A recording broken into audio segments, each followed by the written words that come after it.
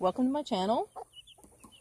First, pardon, I'm sucking on these hard candies and drinking because I still have that allergy throat thing, and I may have to clear my throat during the video often, so please excuse that. I'm on the last month of this thing. It normally takes me 3 months to get through it. Ooh, wonder if that's a rooster. It's already got tails coming out. I have no idea what the genders of any of these chicks are. And I just want to share with you what I learned. This is the first time I've actually hatched. Ooh, what happened? But if one does something, the rest of them will do it. If one takes off running for whatever reason, the rest of them will just run. It's a flock mentality. So, I want to get into breeding these silkies to lay colored eggs. And someone's already done it. They said that it took them 10 generations. They only sell the eggs at a very high cost. They'll ship you the eggs. They won't sell any of the birds. So, but I thought, I was intent on trying this until someone said someone's already done it. So I know it can be done, which is great. I don't know what I'm doing. I'm learning as I go. That's the way I normally do things. That's my life. And if you've been following my channel, you've seen that time and time again. So anyway, I bought a small incubator because I knew if I got a big incubator, I would load it up. Because, I mean, if you're going to run it, why wouldn't you load it up? Because you have too many chickens already is why. I've got around 50 chickens. 3 of them is going to another home as soon as she gets her coop up. But still, I got a lot of chickens, getting a lot of eggs. So tired of eggs, that's why I'm using them in the garden. But back to the incubating and hatching. Excuse me. So, I bought this small incubator. 7 eggs only. In fact, I think this incubator would work better for quails and bantams, because putting the full size, standard size, it was not a large egg by any means, not what you buy at the grocery store, but it was bigger than the silky eggs, which are bantams. And I had to lean them over so that the dome wouldn't be touching the dome. And depending on how I tilted that egg, turning it, I had to be careful it wasn't touching the dome. Hello. I think if I sit out here more, that they'll get used to me. So anyway, on day 19, it quit working. The incubator it was working when I went to bed. You can see the light. It displayed the temperature in Celsius. And in the morning, nope, gone. I see tail feathers on several of them. They've been out here just a couple, this is their 3rd or 4th day in this coop. And they've been 2 weeks old at the most for any of them hatched. So, let's see, where was so it died. In a panic, I went to the local feed and seed place that I go to, and bought this huge incubator. Most people get this, the styrofoam, and it came with the egg turner. Fortunately, I had a coupon for her store, and I got a discount on that. But still, it was a big thing. It's a rush back home, transfer the eggs. They were on day 19. If you didn't know, when you're incubating eggs, the first 3 days and the last 3 days of the 21-day incubation period, they're not supposed to be turned. You just kind of lay them there and let them just be eggs. Sorry. So, I get the new incubator. I don't put the egg turner in, and I just lay them there and leave them for another week. They don't hatch, nothing. My husband cracked open all the eggs. None of them developed. They look like just regular eggs. There was no blood. There was no nothing to show that they were fertilized, and no growth in any of the eggs. I got the eggs from different coops, different hens with different roosters, so they couldn't have all been not fertile. So we think the incubator wasn't quite working right for them. Wasn't working right at all to hatch these chicks. So clean out the. It wasn't much cleaning since nothing hatched in the in that first batch. And I was saving some eggs in the house, maybe 1-2 days before I loaded up the incubator to try a second time. Now, I couldn't resist. So I had maybe five laying days of eggs in there. And by this time, these two girls here had started sitting on 2 clutches in their nesting areas. And I was hoping that they would hatch some. But, you know, if you watched my other videos about this, you know that none of their eggs hatch. So the rooster needs to go either freezer camp or somewhere else. I don't want to keep him if he's not doing his job. The whole point of having him there is to fertilize. So anyway, like I said, 3 days before and the last the first 3 days and the last 3 days of the incubation period, the egg turner shouldn't be on. It should be removed. But the day before I was to remove the egg turner, I heard chirping in the incubator. And one of the eggs, oh, here's some terminology. Pip means when they first poke the egg and make a little hole. And zip is when they start going around and cracking open that eggshell so that they can pop out. So definitely an egg had pipped. It was way too early. It was like 4 days early. The egg was not stored in a place where it was hot enough to start the incubation process, but somehow, and you saw that video, that first video I posted at 5 hours and 3 minutes, and I don't know if you can tell in the video, but here's a picture of that chick. It was born with an umbilical hernia, a rather big one. I think I've noticed the small ones on some of the other ones. I mean, it's very small. Like an outie belly button is basically what that is. But this one was really big. I didn't know any better. I didn't think anything of it. This chick hatched out. It seemed to be doing okay. And but shortly after, 2 other eggs hatched. Like within 12 hours of that one hatching out, 2 other chicks hatched.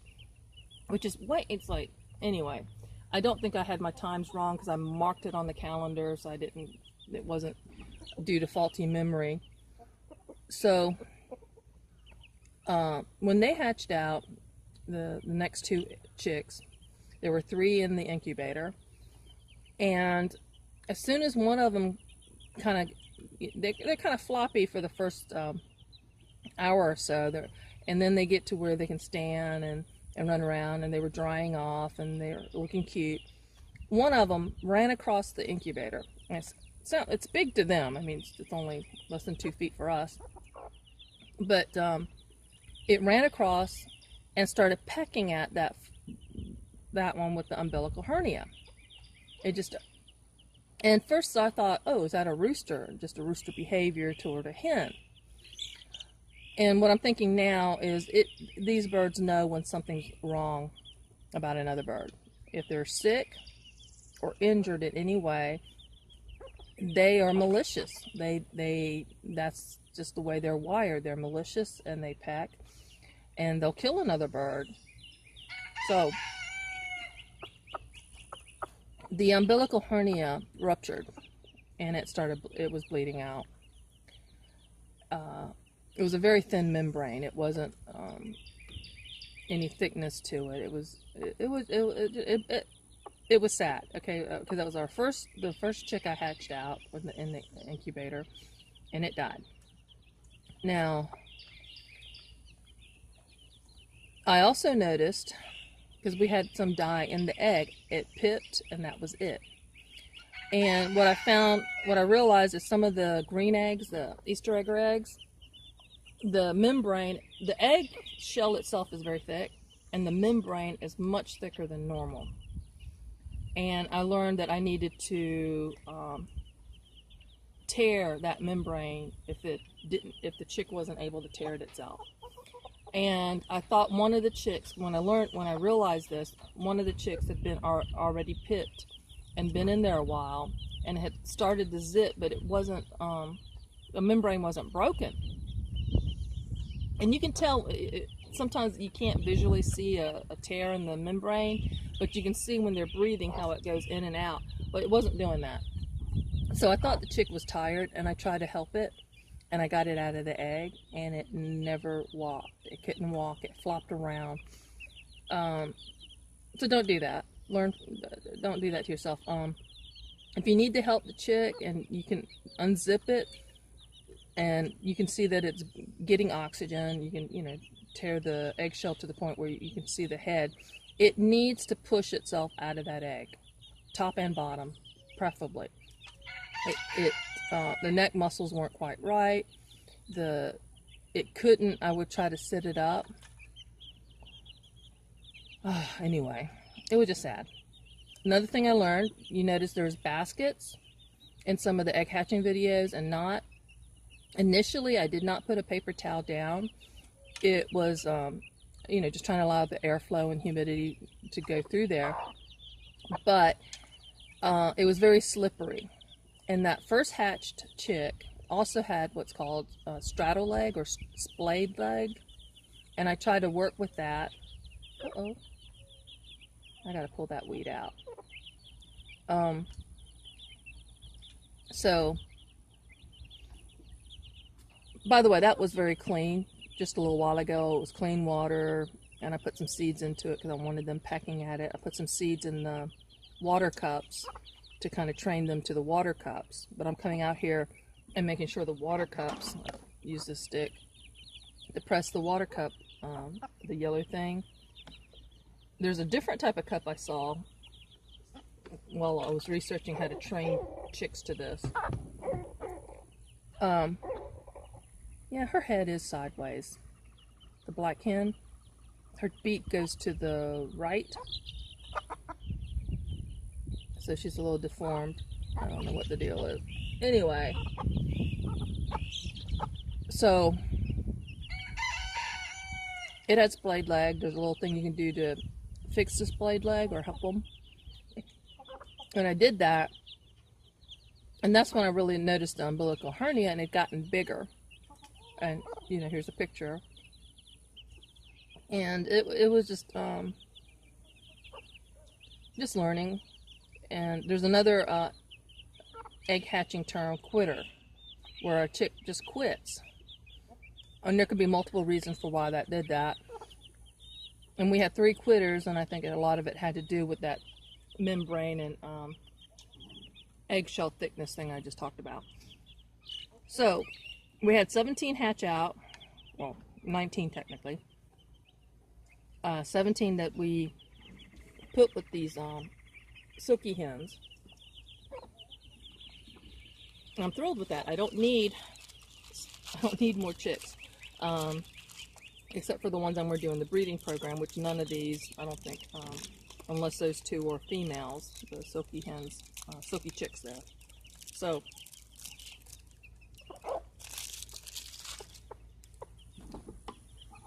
yesterday I come out here and I found one of them dead. It wasn't stiff. It hadn't been dead long. I don't know if it was if it was dehydrated or the heat or something else. I'm not going to beat myself up over it. Yeah, it's heartbreaking to see a dead animal.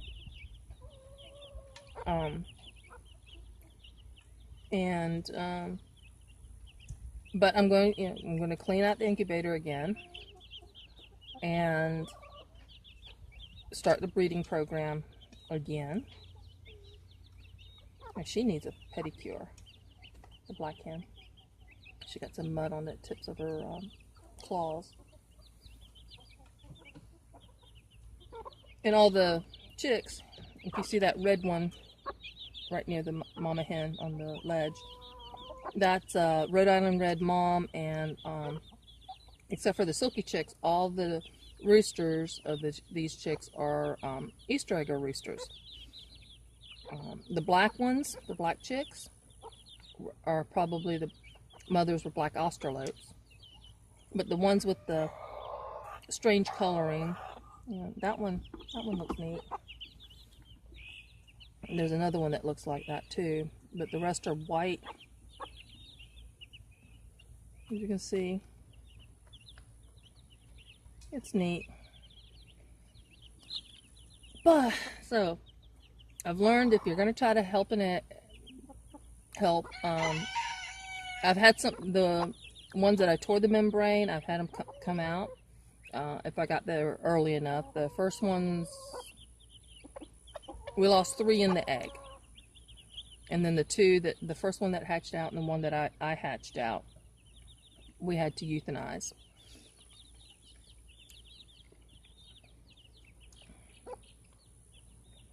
So that's where I'm at. I hope this helps you to in your incubating, or if you're an expert, anyone that's been doing this is an expert compared to me. Any advice? Anything I need to look out for? Oh, this is just neat to just watch them. Overall, the 2 hens get along. They had a little squabble when they wanted the same dust bath spot. But then they seem to cuddle afterwards. They did not grow up together. I bought the white one fully grown along with 2 other hens. So she's got the blue band on her leg, so I know that she's one of those that I bought and did not raise from a chick. That one I bought as a chick. I never noticed the beak. But she's the only black one, and she's the smallest of all the grown chickens I've got. They won't roost in this plastic tote. So I'm going to come up with something else.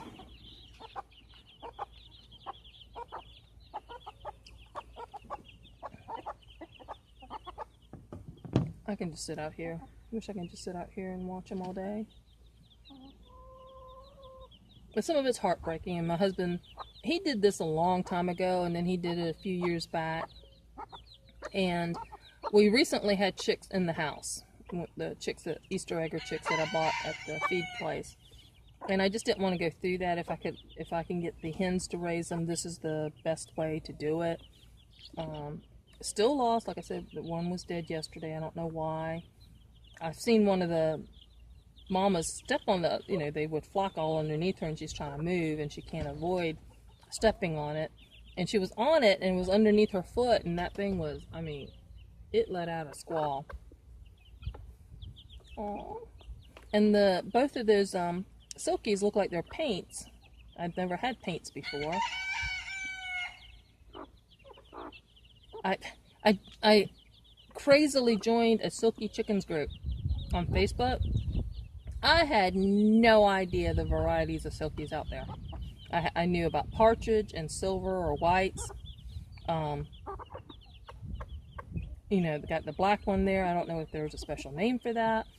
There's frizzles and sizzles and satins, and then there's debate about whether satins are silkies at all because they're kind of smooth. So there's a lot that say they're not silkies, even though a silky could have been a parent of the satin. I'm still learning. And there's a drama with chicken people too. Hey, I am not thrilled with these green feeders or waterers. You can flip it over the bottom and do it as a waterer.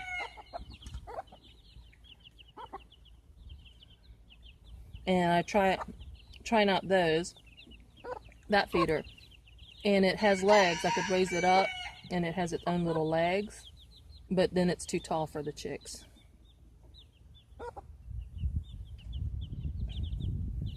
And we're so scared about them drowning. And we've had chicks almost every year drown in the most ridiculous ways. It's like, how did it manage to do that in that bit of water? So just putting the seeds in there also helps me feel like, okay, they're not going to drown.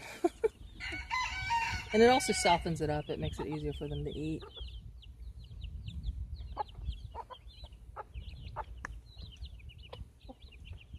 I think that's it. I think I covered all the things about the incubator. Watched some videos on how to clean the incubator.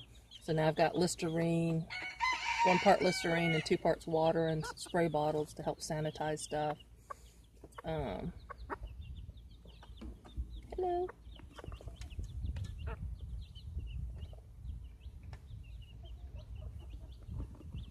Just neat.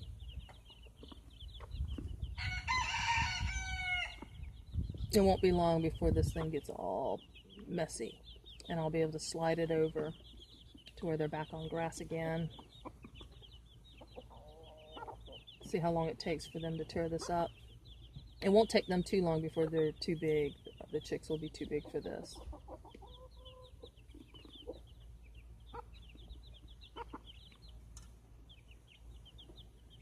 Yeah, let me pull that up and freak them out.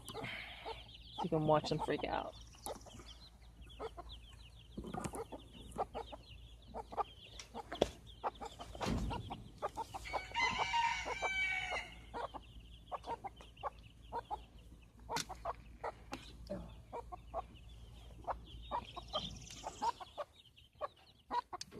There you go.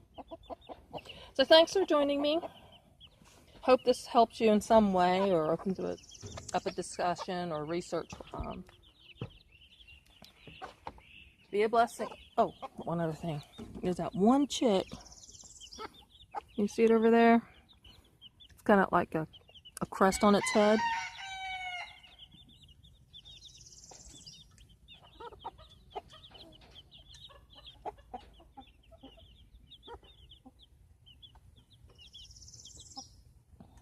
Kind of interested to see how that one develops. Again, thanks for joining me. Be a blessing and be blessed.